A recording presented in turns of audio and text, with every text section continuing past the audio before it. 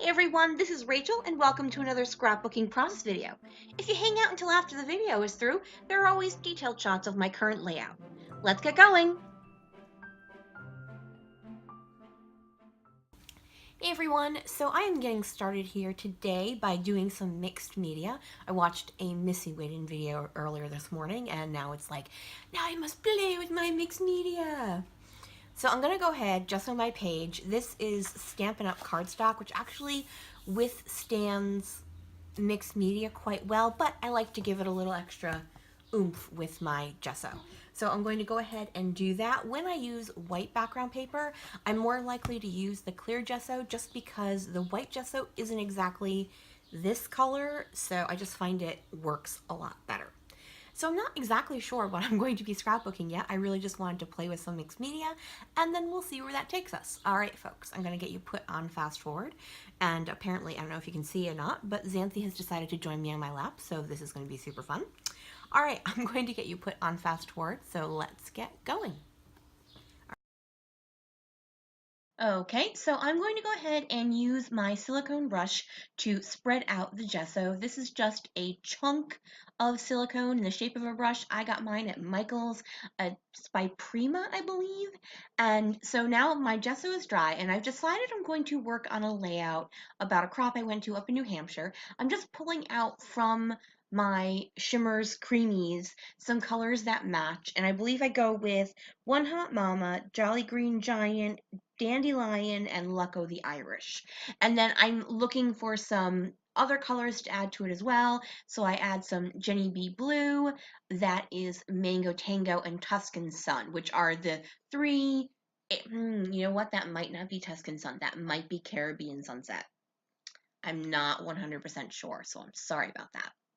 What I'm looking for is something kind of like an olivey green, but I had to look in my little Book O watercolor swatches, and I did finally find Forget Me Not, and that is kind of like a very, like, it's almost halfway between lime and a light olive. So it has the brightness of the lime, but it has that tiny hint of yellow that olive has in it.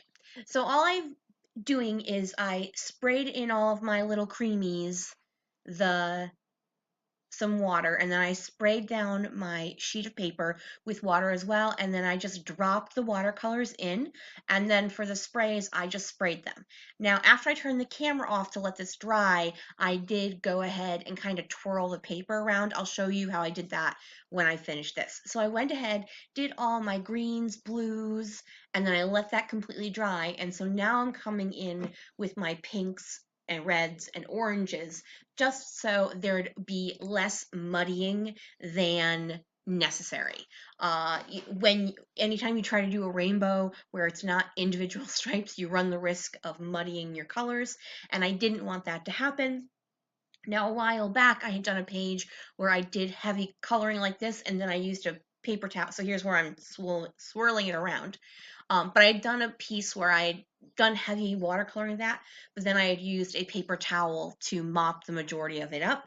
This time around, I really wanted to just let the colors be. So now all my colors have dried, and I am, well, mostly, and I am heavily dropping in there some Heidi Swapp Gold Color Shine, and then I'm also going to grab from Shimmerz the color called Princess, which is a light purple, which isn't necessarily in this line.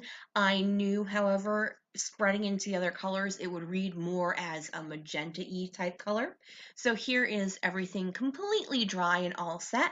And I have this cut file that is a background cut file that I had cut a while back, not for any purpose. I was just cutting a bunch of things, and I decided it would work well here. So I go ahead and I added glue to the whole thing, and then I just dropped it on, and I knew I'd have a few seconds to kind of smoosh it around. All right, I have my 3 photos that I'm going to be working with. I mentioned I wanted to pull colors from the line, but I didn't mention what line it is. It is the Echo Parks I'd Rather Be Crafting line, which is a craft themed line. I'm going to be using that pink piece of paper that has all of those crafty icons on it, along with this 4x6 cut apart that says Live, Love, Create. So I mentioned this was at a crop up in Manchester, New Hampshire. It was actually the Creating Keepsakes convention crop. So they started doing, rather than just a nightly crop, having an all-day one. It was not highly populated, but we had a really good time. We were able to spread out 3 to 1 table because they do have round tables, which is the only downside as far as I could see. We had a really good time though, a lot of fun. We had this someone take this photo for us. One thing about being in a group of scrapbookers is no one has a problem taking your photo.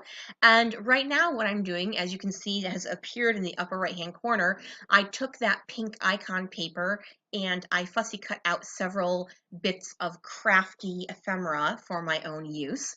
And so I have a paper trimmer, an Instax style camera, several words like create, memories, scrapbook, that Smashbook style page with a camera and some paper on top of it, and then a regular camera as well.